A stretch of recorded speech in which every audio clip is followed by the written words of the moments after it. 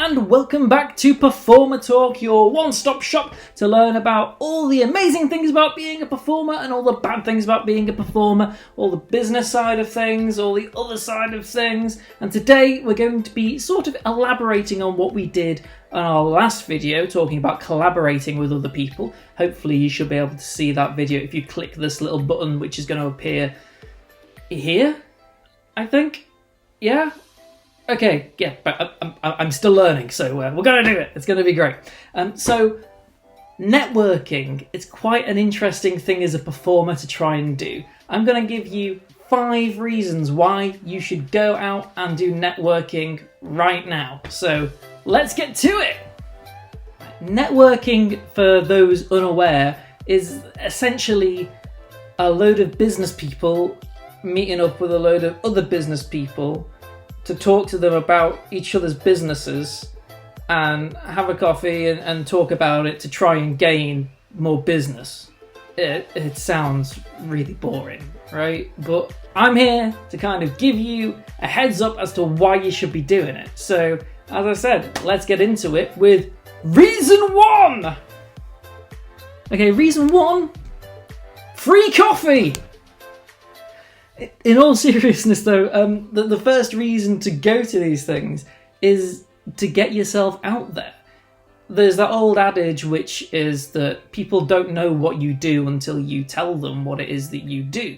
So because of this, no one's going to know what you do until you do actually go out there and tell them. And you can do this at networking events.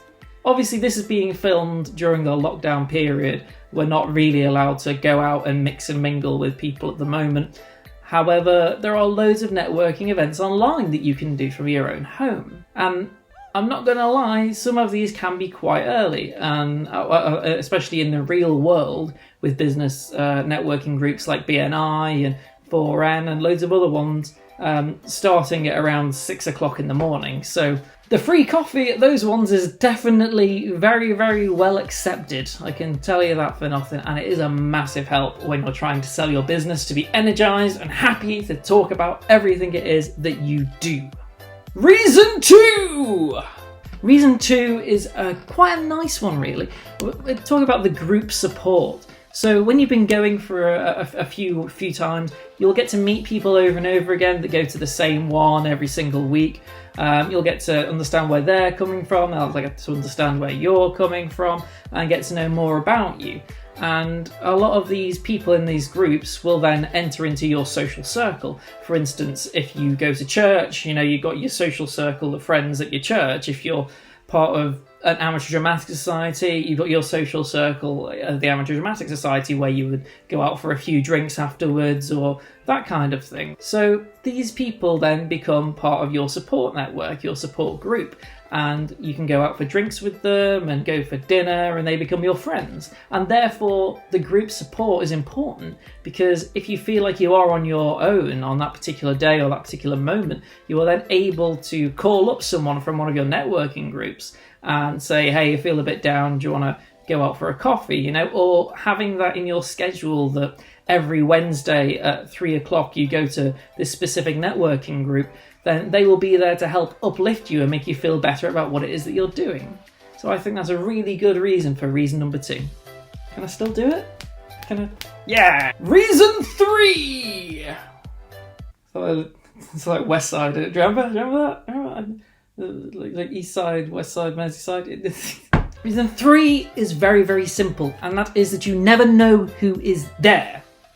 So yes, the chances are, especially if you're a performer, that there will not be anyone there that can help you in a very, very direct sense of the word. However, there are certain networking groups which are specifically designed for people in our particular industry. For instance, there are wedding networking events, so people in the wedding industry can go along, and that includes like florists and magicians and DJs and people like that really go along to a specific networking group. But the thing is, you don't know who is going to be there until you turn up. So a lot of the time at these events, let's say you go to a bar, the event is hosted in a bar, then the manager of the bar will probably be there. And that manager might be the person that you've been wanting to talk to because you wanted to suggest a singing residency to them, or the owner might be there to discuss and network themselves because they want people to have an amazing experience in their bar. So they will normally get an owner or a manager to talk about it, and so that you can understand more about the bar to get you to come back to give them more business. So then it's very easy for you to flip it on the head. Because everyone's there to talk about business, it's not awkward for you to go over to them and start suggesting that maybe you should go in one day a week and do singing or do magic or, that kind of thing. These are the people that you want to talk to. And as well as that, there could be an entertainment agent there. You don't know, and that entertainment agent could be there trying to sell entertainment to other people in the group for their parties and weddings and anything else you can name, right? And they are there, and you may as well go and say, "Hi, Mr. Entertainment Agent, I do whatever it is that you do," and then they can take you on their books and hopefully give you more work. See? Easy. Reason 4! Reason 4 is a really good one. You don't know who they know. So a little elaboration on reason 3, but it's also very, very true. Let's say, for instance, you turn up to an event and it's all plumbers. Firstly, I would ask myself if I've accidentally walked into a convention of plumbers and look around to make sure that there were networking banners around. But generally speaking, there is a big group of people. But you might have walked into a room and it's all what's known as tradesmen. So, electricians, plumbers, joiners, carpenters, that kind of thing. But don't give up hope and don't just go, there's no one here that can help me, because you don't know who they know. So that electrician in the corner might have just done an amazing electrical job for your local theatre. Therefore, they will know the person, or they will know a person to talk to in that theatre, and then they can give you the referral into that theatre for you to talk to the right person about booking you in to do a show. You don't know who they know as well. They could have a next door neighbour who is an events agent that they talk to really regularly, and they could pass you on their details. And as well, they go to loads of networking events as well. They are their own person, they are their own individual. And yes, they go to networking events that work for them. However, the same rule applies, as in, they know a lot of different people that you don't know from that networking group, and then those people know even more. So let's say, for instance, because I'm a magician, I'll use me as an example. If you go to a networking group and there's someone there and you show them an amazing trick and they go, "Oh, that was amazing, that was great," then next time they go to their networking event, which they go to every other week, which is a different one, they'll go, "Oh, I saw this magician at this other networking event. He was brilliant. He was really good." And then that person might go, "Oh, my auntie was looking for a magician." You see how it all starts to come together and work together. But it only happens if you go out there and do it. Reason 5! Reason 5, our last reason, is quite possibly the most important one of them all. And that is, at these events, you learn to sell yourself. You learn to market yourself. Most of us performers out there, we are show first and business later. And it's exactly the same with lots of people in different parts of industry. So for instance, someone that makes a lot of ties, they might be really, really good at making ties and love it, but they spend all their time making ties and don't spend time on their business, right? Getting the ties out there, posting them on Facebook and stuff like that. So it's not just you, don't worry, it's everyone. A lot of us are terrible at sales and marketing techniques and all the boring side, because no one tells you that when you go full-time professional into this, that you've got to do all the boring stuff as well. So don't worry, you are not alone.